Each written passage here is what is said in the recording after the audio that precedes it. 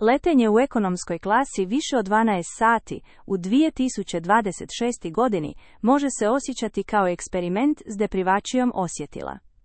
Međutim, dok većina ljudi pati od dehidracije i buke, iskusni putnici koriste 17 taktičkih strategija koje zrakoplovne tvrtke ne reklamiraju.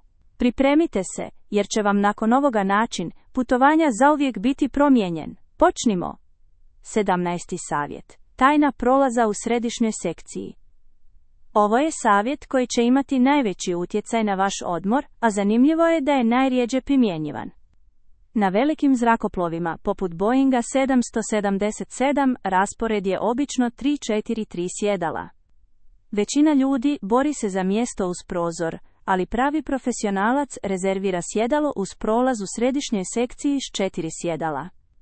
Logika je matematička. Na bočnim prolazima osoba uz prozor ima samo jedan izlaz, mora preći preko vas. Međutim, u središnjoj sekciji osoba u sredini ima 2 opcije za izlazak. Statistički, ovo smanjuje vjerojatnost da će vam netko ometati san za polovicu. 16. savjet. Borba protiv umora uzrokovanog bukom u kabini. Stalan zvuk motora doseže 85 decibela, što prisiljava vaš mozak da intenzivno filtrira taj zvuk. To stvara nevidljivi ali stvarni umor. U 2026. godini slušalice s aktivnim poništavanjem buke su obavezne. Ne koristite ih samo za glazbu, koristite ih za stvaranje oaze tišine. Uklanjanjem niskih frekvencija smanjujete potrošnju mentalne energije za 60%. 15. savjet. Trik s posebnim jelima. Prilikom rezervacije naručite posebno jelo, vegetarijansko, košer ili bezglutensko. Ova jela uvijek se poslužuju prije od uobičajenih obroka. Dok ostatak aviona čeka da vozni kolica polako dođu, vi ćete već završiti s obrokom i moći ćete ići na WC prije nego se formiraju vječne gužve. Osim toga, obično su to lakši obroci koji olakšavaju probavu na velikoj visini.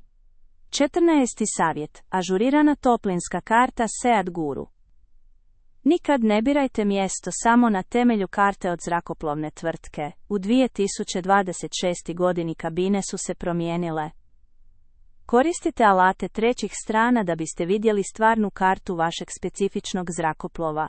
Izbjegavajte mjesta blizu WC-a, ne samo zbog mirisa, već i zbog stalnog svjetla i buke vrata.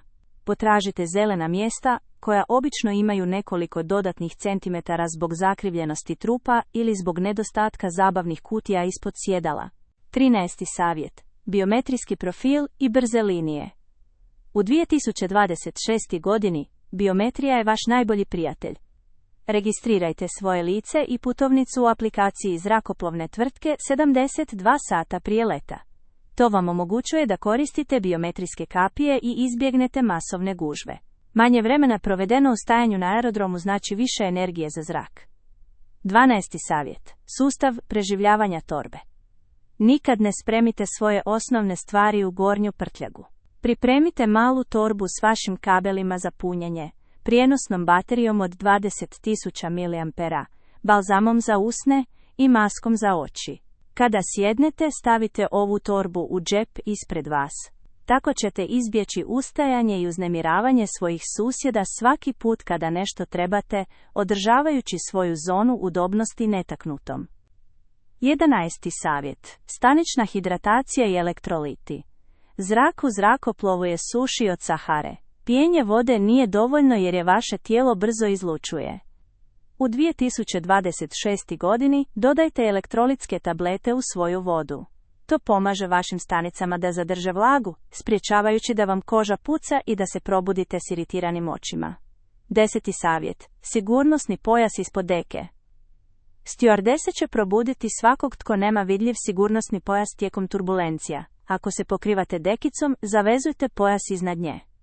Ako posada vidi da je metalna kopča zatvorena, proći će pored vas i moći ćete nastaviti spavati, čak i ako zrakoplov bude pomaknut. 9. savjet. Medicinske kompresijske čarape. Na 30.000 stopa pritisak uzrokuje da vam noge nabubre. Kompresijske čarape pomažu krvi da se vrati u srce. Nakon slijetanja, vaše cipele ostat će jednako udobne kao kada ste napustili kuću, a rizik od duboke venske tromboze će biti spriječen.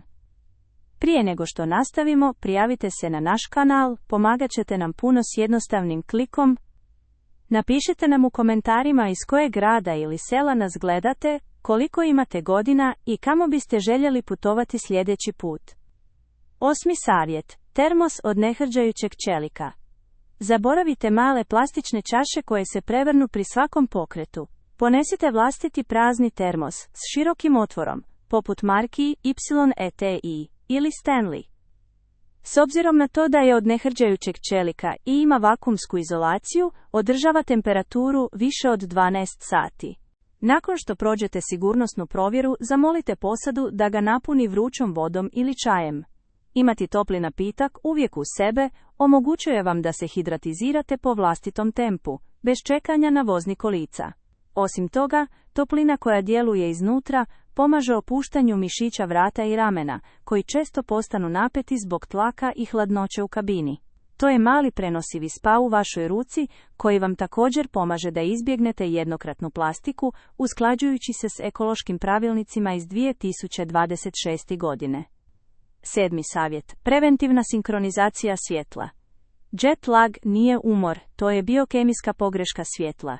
2 dana prije polijetanja, prilagodite svoje izlaganje sunčevoj svjetlosti prema vremenu na vašem odredištu. U 2026. godini postoje napredne aplikacije umjetne inteligencije, poput TIMESHFTERA, koje stvaraju personalizirane kalendare spavanja i izlaganja svjetlu analizirajući vaš cirkadijalni ritam.